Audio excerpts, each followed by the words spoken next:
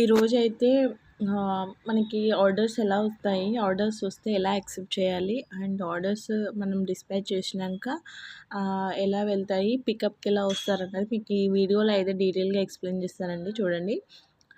ముందుగా ఇట్లా మనకి ఇక్కడ పెండింగ్ అని ఉంది కదండీ! పెండింగ్‌లో వచ్చేస్తుందనమాట. మనకు ఆర్డర్ ఏదన్నా వస్తే, ఆర్డర్ వచ్చినప్పుడు ఈ పెండింగ్ సెక్షన్‌లోకెళ్ళి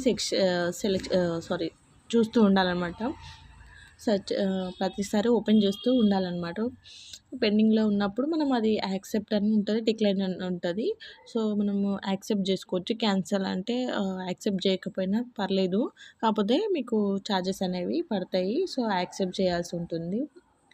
ఒకవేళ మీ దగ్గర స్టాక్ లేదంటే క్యాన్సిల్ కూడా కొట్టుకోవచ్చు. అండ్ రెడీ టు షిప్‌లోకి వెళ్ళినవి ఇప్పుడు మనం యాక్సెప్ట్ చేయంగానే రెడీ టు షిప్‌లోకి అయితే వస్తాయన్నమాట. ఇలా చూడండి రెడీ టు షిప్‌లోకి అయితే వచ్చాయన్నమాట. ఇవి నేను ప్యాక్ చేసి పెట్టినవి. ఇక డెలివరీ పార్ట్నర్ వచ్చేసి పికప్ చేసుకున్న తర్వాత వాళ్ళు స్కాన్ చేసుకున్న తర్వాత షిప్‌డ్‌లోకి అయితే వెళ్ళిపోతాయండి. ఇలా షిప్‌డ్‌లో ఉన్నవన్నీ కూడా వాళ్ళొచ్చి పికప్ చేసుకున్నవన్నమాట. సో, ఇన్ కేస్ కస్టమర్ మనము ప్యాక్ చేయకముందు అంటే మనం ఎప్పుడైతే డెలివరీ పార్ట్నర్ వచ్చి స్కాన్ చేయనంత వరకు కస్టమర్ క్యాన్సిల్ చేసుకోవడానికి ఆప్షన్ ఉంటుంది కాబట్టి ఏమైనా వాళ్ళు అంతకుముందుకి క్యాన్సిల్ చేసుకుంటే ఈ యొక్క క్యాన్సిల్ సెక్షన్స్‌కి అయితే వస్తాయి. మన దగ్గర స్టాక్ లేకుండా కూడా మనం క్యాన్సిల్ చేస్తాం కదా! అవి కూడా ఇందులోకి వచ్చేస్తాయన్నమాట. సో, మనము ఆర్డర్ యాక్సెప్ట్ చేయంగానే మ్యాక్సిమం మన దగ్గర రెడీ చేసి పెట్టుకోవాలి. వాళ్ళు ఎప్పుడైనా రావచ్చు.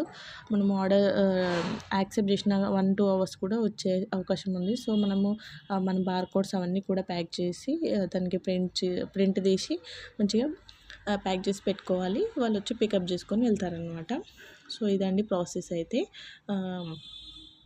మళ్ళీ మనకి ఎలా రిటర్న్ వస్తుంది? ఎలా అమౌంట్ వస్తుంది?